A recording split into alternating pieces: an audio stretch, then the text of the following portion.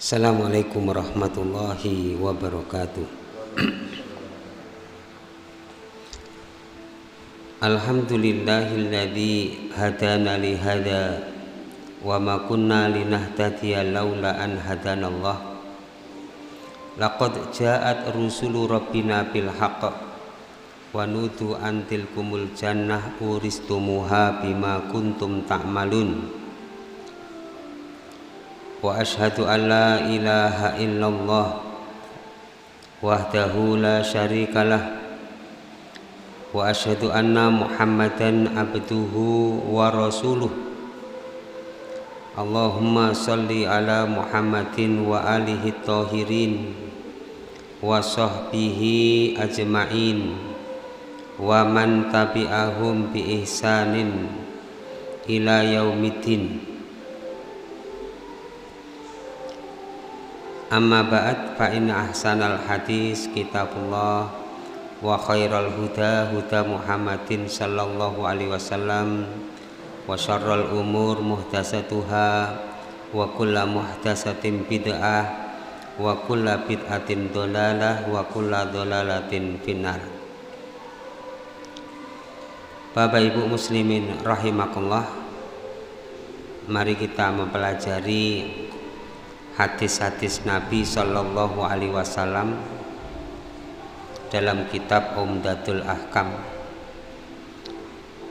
Kita mempelajari hadis itu merupakan sunnah yang diajarkan oleh Nabi, karena Nabi mengajarkan Al-Quran, juga mengajarkan sesuatu hal yang penting kepada kaum muslimin, kepada para sahabat. Kemudian para sahabat menyampaikan hadis-hadis Nabi itu kepada generasi di zamannya. Ditinggalkan oleh para sahabat, maka orang-orang yang mengikuti sahabat, yaitu para tabi'in, mengajarkan kepada generasi sezamannya. Seterusnya demikian dan seterusnya, maka sampailah berita hadis-hadis itu kepada kita. Sehingga perlu untuk kita perhatikan apa yang disampaikan oleh Rasulullah Sallallahu Alaihi Wasallam. Kita dengar, kita baca berita-beritanya, kemudian kita ikuti petunjuk-petunjuknya. Ini namanya menghidupkan sunnah. Bagaimana kita mengerti sunnah, mengetahui sunnah Nabi dan mengikuti sunnah Nabi kalau kita tidak mempelajari hadis-hadis Nabi Sallallahu Alaihi Wasallam. Walida, oleh karena itu kita bersyukur kepada Allah masih diberi kesempatan untuk mempelajari hadis-hadis Nabi Sallallahu Alaihi Wasallam yang terkumpul di kitab-kitab hadis. Salah satunya di dalam kitab Umdatul Ahkam yang sangat praktis dan bisa kita amalkan sesuai petunjuk yang diajarkan oleh Nabi. Hanya saja kadang-kadang kebanyakan kita ini sudah tahu sunnah tapi tidak diamalkan. Nah, ini yang jadi masalah. Kita sudah mendengarkan nasihat dari Al-Quran dan Sunnah, tapi kita tidak amalkan karena masih ada kebimbangan atau mengikuti kebiasaan. Ini yang terjadi di tengah-tengah kita kaum muslimin. Padahal Allah sendiri itu sudah mengatakan, ya ayyuhalladzina amanu ati Allah wa ati'ur rasul wa antum tasma'un wala tatawallau wa antum tasma'un. Kita diperintah oleh Allah untuk mentaati Allah dan Rasulnya, dan jangan berpaling, tidak boleh berpaling. Wa antum tasma'un, padahal kalian mendengar. Nah, itu yang dikatakan oleh Allah di dalam Al-Quran. Jadi kalau kita sudah mendengar, apalagi membaca sendiri, mendengarkan nasihat, kemudian tahu betul dalil-dalil yang ada di dalam Al-Quran dan Sunnah, maka sesungguhnya tidak ada alasan bagi kita untuk tidak mentaati Allah dan Rasul-Nya. Ini perlu untuk kita perhatikan.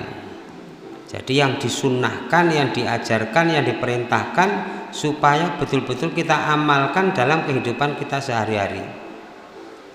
Contoh saja, kita sudah mendengarkan hadis-hadis tentang bagaimana cara menata dan mengatur barisan sholat. Tapi masih banyak di tengah-tengah kita ini barisannya itu tidak merapat, tidak saling menempel. Nah, padahal imam sudah sering menyampaikan sawu sufufakum fa inna taswiyatas sufuf min tamamis shalah au min iqamatis shalah warusu sufufakum wa qaribu bil a'naq, dan seterusnya dan seterusnya. Nah, oleh karena itu harus segera kita rubah. Kalau kita ingin mengikuti Rasulullah Sallallahu Alaihi Wasallam yang kita tahu dalilnya sudah jelas betul-betul dari Nabi, supaya kita tidak ragu-ragu untuk beramal dengannya. Baiklah jamaah sekalian, kita melanjutkan dalam kitab Umdatul Ahkam, babul mururi baina yadayil musolli. Baina yadayil musolli. Bab ini menerangkan tentang melewati di hadapan orang yang sholat. Bagaimana hukumnya? Bagaimana seharusnya ketika ada orang yang sholat kemudian lewat di depannya? Nah, itu bagaimana menurut hadis-hadis Nabi Sallallahu Alaihi Wasallam? Hadis yang pertama, An Abi Juhaim ibni Simmati al-Ansari radhiyallahu anhu qala, atau radhiyallahu ta'ala anhu qala, berkata Abi Juhaim bin As-Simmah qala Rasulullah sallallahu alaihi wasallam, Rasulullah bersabda, lau ya'lamul maru, seandainya mengetahui siapa al-maru, orang yang lewat, baina yadayil musolli, di hadapan orang yang sholat, baina yadai, di hadapan al-musolli, orang yang sholat. Seandainya orang lewat itu tahu dia melewati di hadapan orang yang sedang sholat, mada alaihi minal ismi, apa yang atasnya itu dari dosa. Seandainya dia tahu dosanya orang yang lewat di hadapan orang sholat, maksudnya demikian. Kalau dia tahu, saya potong ya, mestinya dia tidak lakukan. Dia tidak akan melakukan melewati di depan orang sholat yang di situ sudah ada sutrohnya, ada sutroh atau satrohnya. Kemudian dia melewati di antara satroh dan orang itu, dia lewat orang sholat. Nah, ini adalah dosa yang sangat besar kalau dia mengetahui.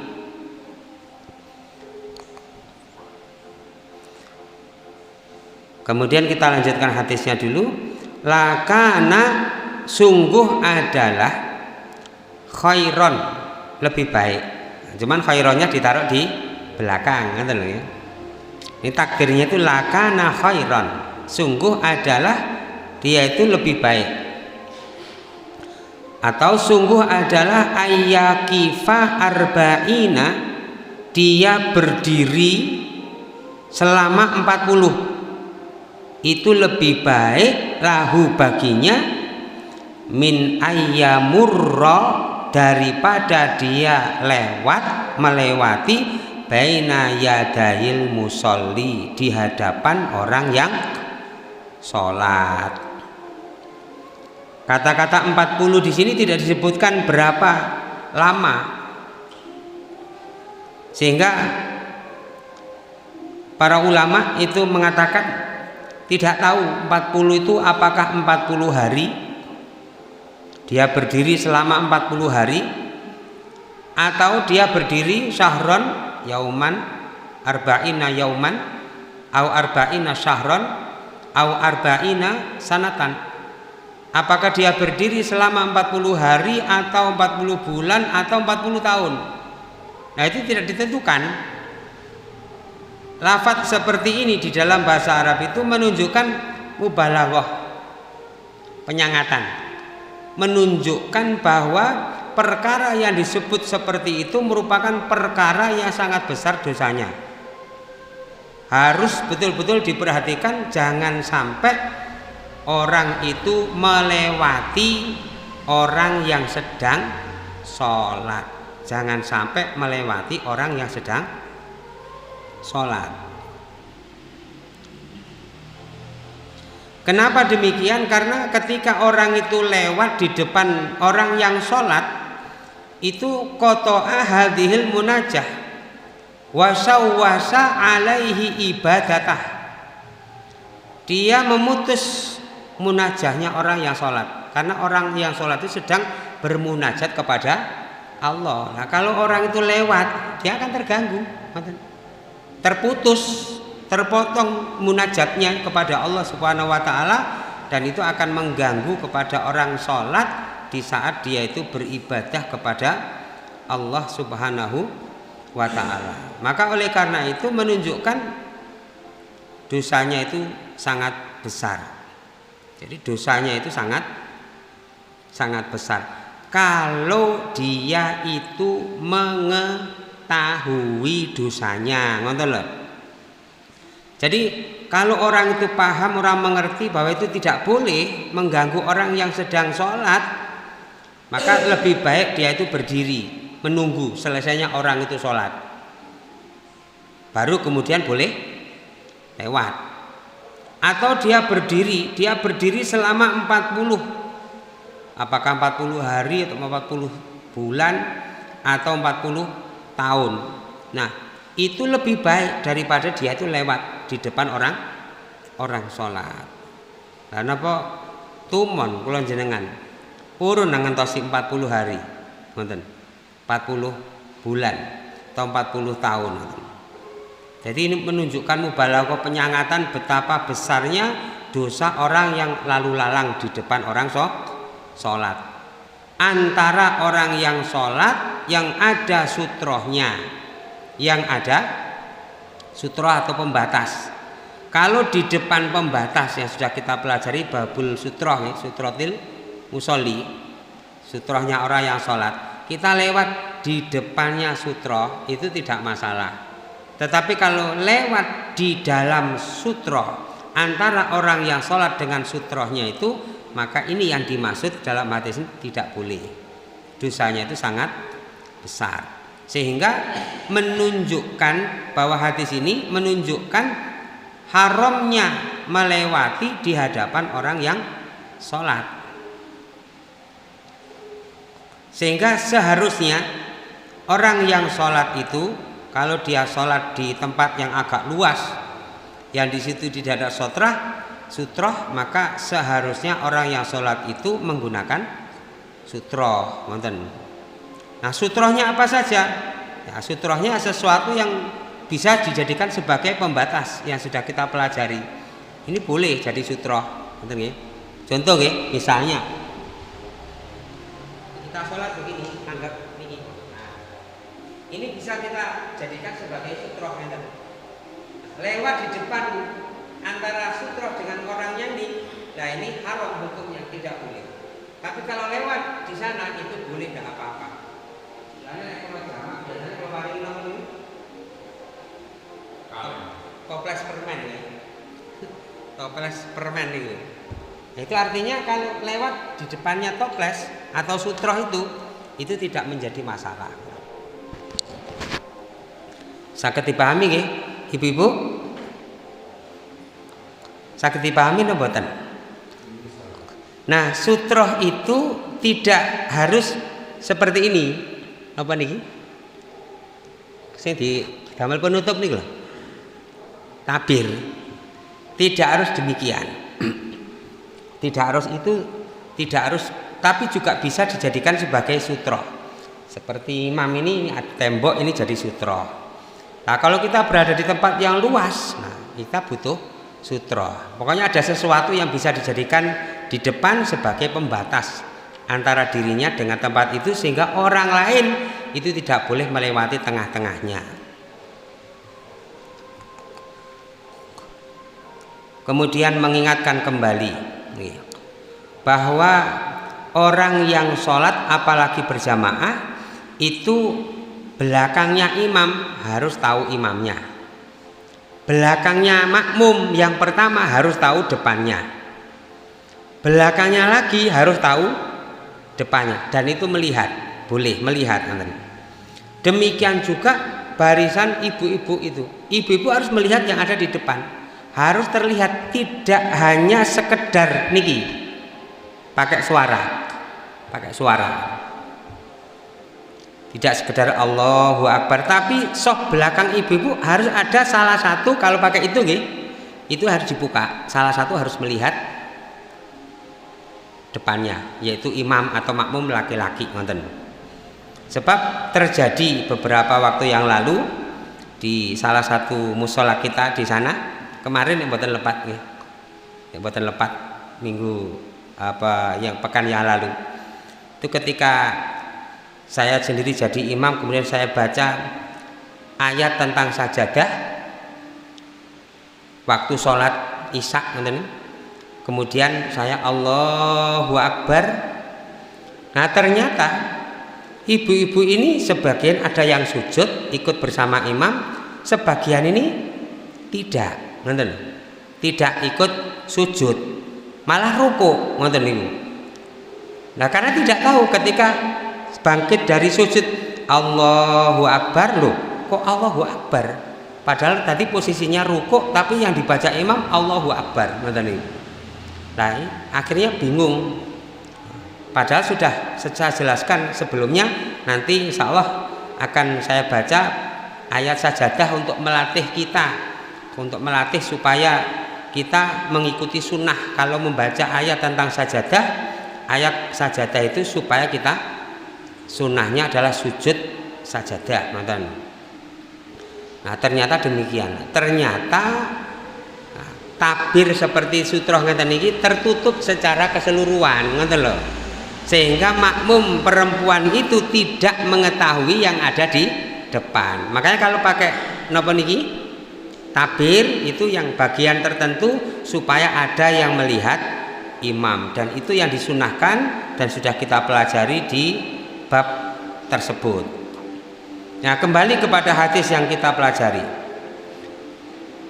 Jadi tahrimul murur baina yadayil musolli, haramnya, dilarangnya, terlarangnya melewati di hadapan orang yang sholat.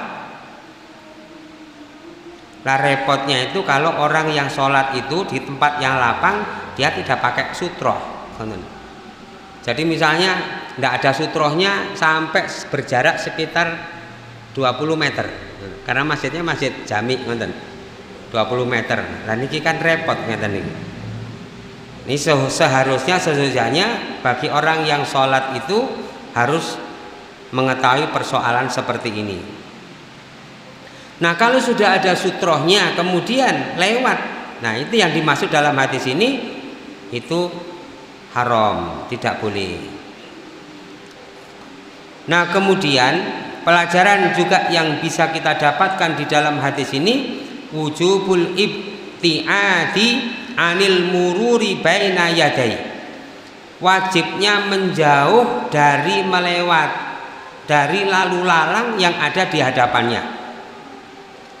Bagi kita yang juga sholat misalnya, kalau itu di masjid itu biasanya jadi lalu lalang, itu diupayakan cari yang tidak menjadi tempat lalu lalangnya orang, kecuali tadi di depannya dikasih sutroh, nonton itu.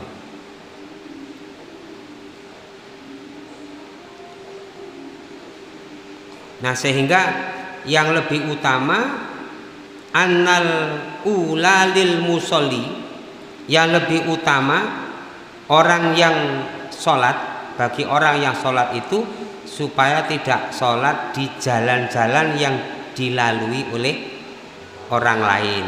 Seyogyanya demikian, kecuali tadi sudah diberi tanda atau yang disebut dengan sutra.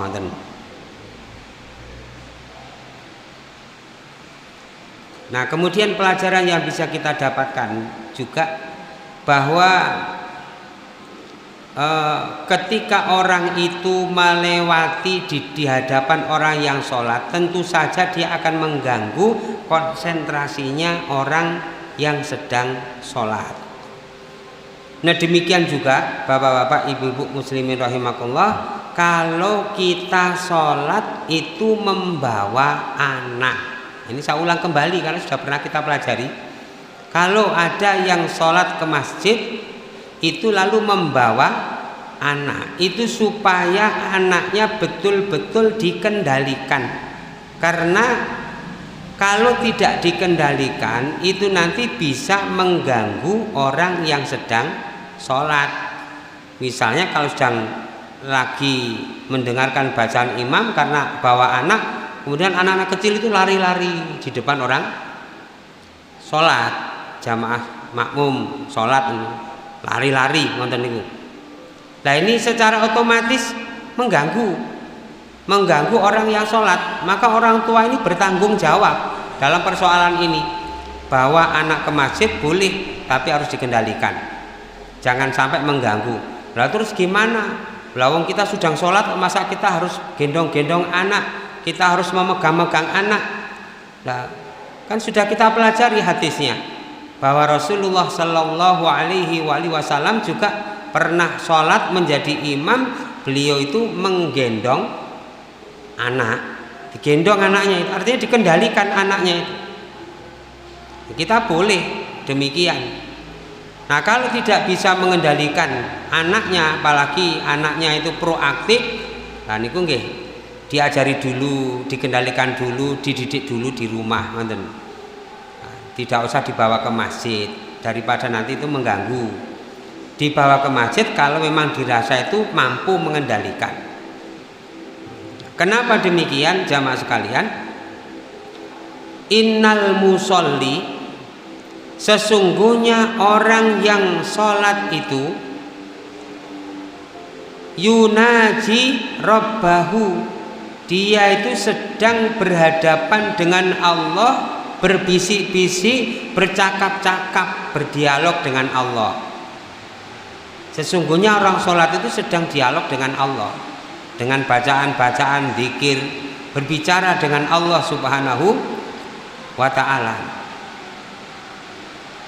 Fal yanzur bima yunajihi, maka supaya orang yang sholat itu memperhatikan ketika dia itu sedang berhadapan dengan Allah, berbincang, berbisik, bercakap, berkalam dengan Allah Ta'ala, supaya betul-betul diperhatikan, betul-betul tahu apa yang diucapkan ketika dia berucap di dalam sholat.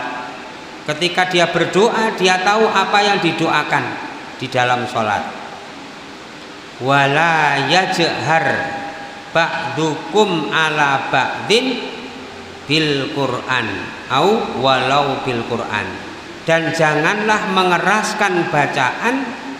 Wala yajhar ba'dukum, sebagian kalian itu mengeraskan kepada yang lain, sebagian yang lain jangan mengeraskan bacaan, walaupun itu dengan bacaan Al-Quran. Loh, itu dilarang sama Nabi. Ada orang sholat kemudian kita baca Quran lalu kita baca dengan keras, nah itu dilarang. Dengan bacaan Al-Quran saja itu kita dilarang, apalagi dengan lalu lalangnya orang di hadapan orang yang sholat, ngoten.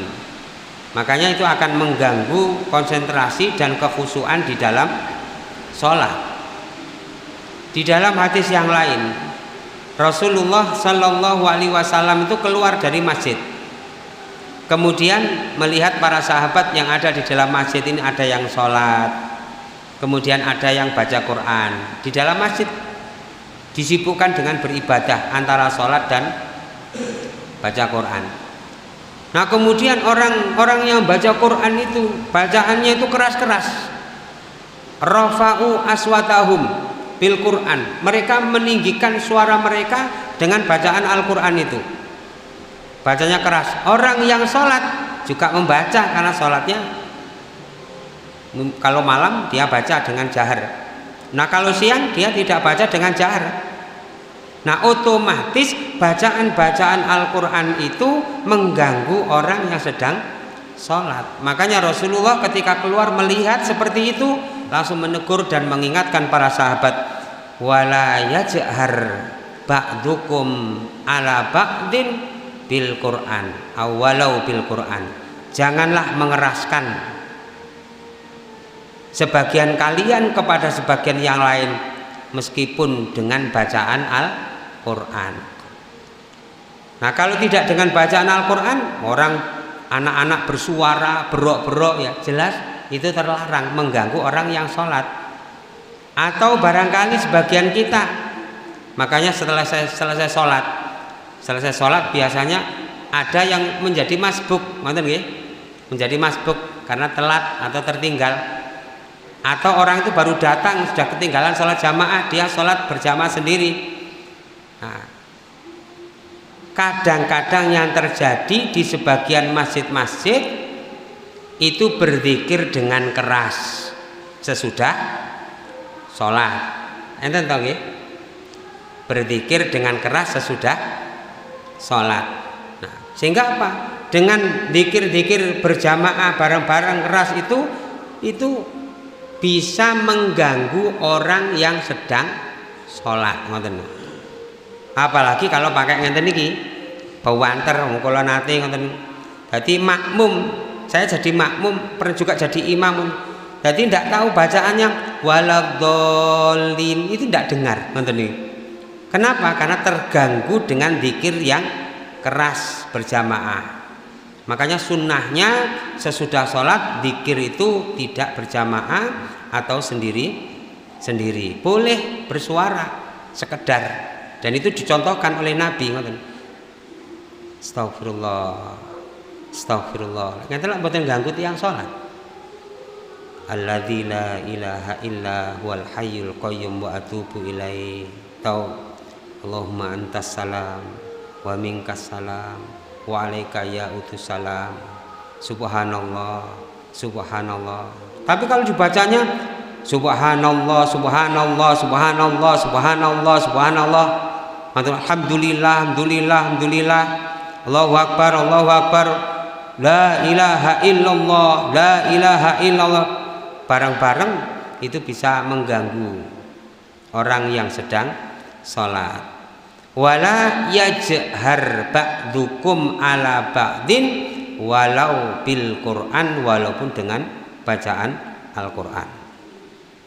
Kembali kepada hadis, pelajaran berikutnya yang bisa kita dapatkan, ketika orang itu lalu lalang di depan atau melewati di depan sholat orang yang sholat itu bisa memutus konsentrasi orang yang sedang sholat, artinya mengganggu orang yang sedang sholat, sehingga ini termasuk al-ism, termasuk perkara dosa.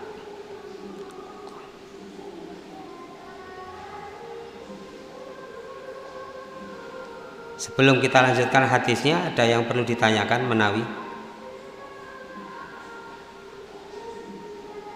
Untuk orang yang sholat yang nggak pakai sutro itu, kalau kita lewat itu tetap bagaimana? Ada jarak tertentu atau kita harus menunggu atau bagaimana? Lah ya itu yang jadi persoalan. Orang yang sholat itu seharusnya kalau di masjid yang lapang luas, seharusnya itu tetap harus ada sutro. Nah kalau misalnya jaraknya 20-40 meter, kita lewat kan jauh, sangat jauh ya. Kemungkinan wallahu alam tidak menjadi persoalan karena sangat jauhnya. Tapi lebih baik ya diperkirakan. Biasanya sutroh itu antara orang yang sholat dengan sutrohnya itu berjarak sesuai dengan sujudnya orang yang sholat itu. Nah, ya diperkirakan sekiranya itu ibu-ibu sholat di sana kita lewat ya insya Allah mudah-mudahan tidak menjadi persoalan. Hanya saja perlu diperhatikan itu pun kurang baik karena apa? Tidak pakai sutra. Nonton Pak nggih? Terus pernah kejadian lagi Ustaz, itu ada orang yang sholat tidak pakai sutro. Terus saya itu mau lewat, terus saya kasih sesuatu di depannya seperti sutro itu, apakah saya salah? Nah, justru itu adalah membantu, tidak masalah, malah menjadi kebaikan. Kita meletakkan sesuatu supaya dijadikan sutra itu agar kita bisa lewat atau orang lain juga bisa melewati di hadapan sutrohnya tadi itu. Nah, sesungguhnya demikian seharusnya, itu sama halnya dengan membantu dan menolong seseorang yang sedang sholat tadi ya, karena dia mungkin belum paham atau dia tidak mengerti. Makanya nanti kalau misalnya terjadi lagi kemungkinan diberitahu saja sesudah sholat, Pak kalau sholat diupayakan pakai sutro. Nah, tadi saya beri contoh itu pakai sutro, ada sutronya Pak, karena sunnahnya itu pakai sutro. Baik sutrohnya itu apakah sesuatu atau sutrohnya itu apa ini? Ada batasan. Pokoknya ini jadikan sutroh. Tenger ngonten mawon loh. Jadi itu sudah maklum, sudah diketahui. Wallahu a'lam. Hadis berikutnya.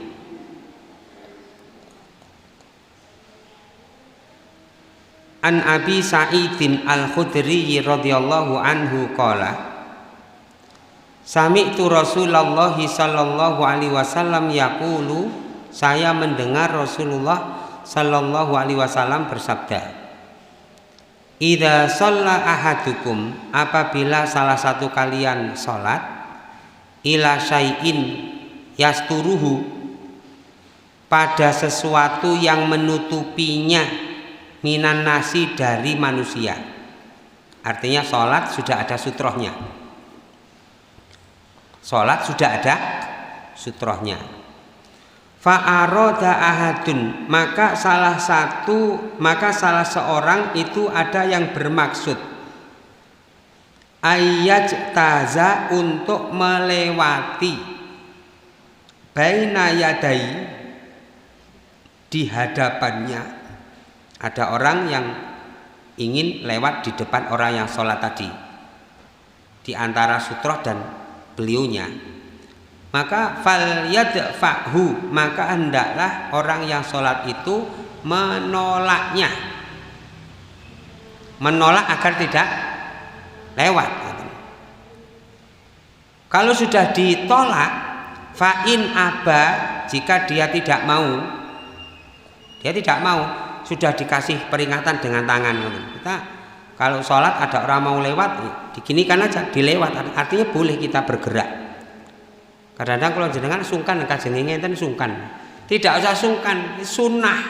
Orang melewat di depan kita waktu sholat, kita singkirkan, kita tolak.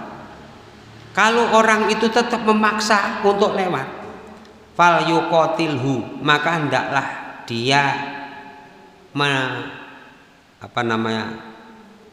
kalau yukotil di sini qatala yukotilu, itu memeranginya. Hendaklah dia memeranginya. Cuman tidak diperangi dengan dibunuh, tidak. Hendaklah dia membunuhnya, tidak. Maksudnya tidak demikian. Hendaklah dia itu betul-betul memberikan peringatan yang keras dengan memeranginya. Ngoten. Paling tidak nggih, dengan memeranginya niku nggih agak dipukul lah, ngoten. Dengan memukulnya, ngoten. Jadi dipukul atau dihalau dengan keras, ngoten niku. Kenapa kok demikian? Rasulullah sallallahu alaihi wasallam mengatakan fa innama huwa syaiton. Kalau dia tetap memaksa lewat di depan orang sholat, itulah dia itu adalah setan. Jadi kalau jenengan kepingin sumerep setan niku sinten? Orang yang lewat di depan orang sholat niku setan. Tapi jangan disalahpahamin anak-anak yang lalu lalang lalu dianggap setan, tidak. Nah, kalau sebelum balik anak-anak itu karena ada udzur-udzur tertentu, Nah, itu tidak menjadi persoalan. Nanti akan kita temukan dalilnya di hadis berikutnya.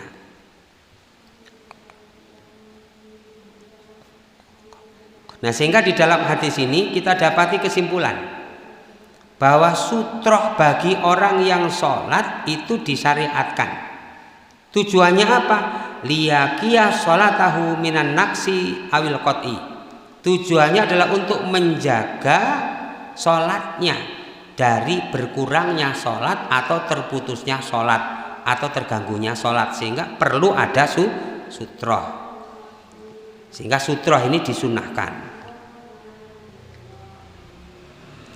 Yang kedua, disunahkan atau disyariatkan untuk mendekatkan sutroh itu.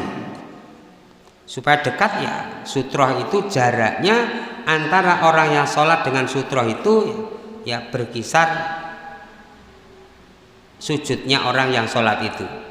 Jadi kalau jenengan sholat sujud nonton niku, nah di situ di depannya dikasih sutroh. Nah itu jarak. Jangan dikasih sutroh jarak 2 meter atau 3 meter. Nah niku nggih boten sutroh nonton, terlalu jauh nonton. Jadi jaraknya antara sujudnya orang yang sedang sholat, mendekatkan supaya didekatkan.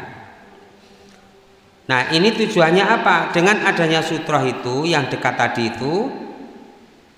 itu memungkinkan atau menempatkan orang yang lalu lalang di depannya itu bisa dihalau, bisa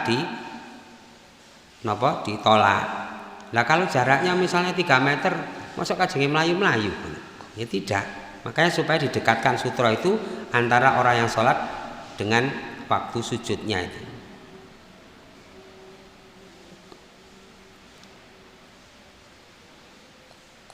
Nah kemudian orang yang lewat di antara orang yang sholat dengan sutrohnya ini termasuk min amalis syaiton, termasuk perbuatannya setan.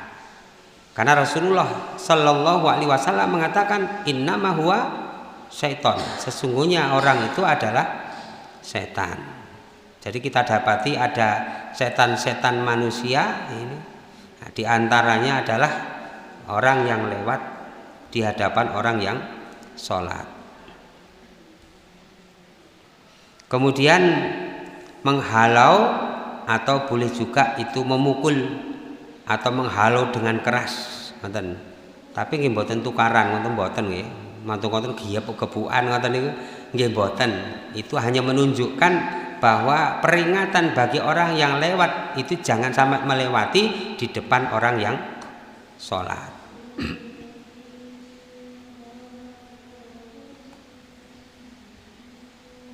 Baik jamaah sekalian, 2 hadis yang kita pelajari, mudah-mudahan ini menjadi tambahan ilmu yang bermanfaat. Aku qouli hadza wa astaghfirullah li wa lakum walhamdulillahirabbil alamin. Wassalamualaikum warahmatullahi wabarakatuh.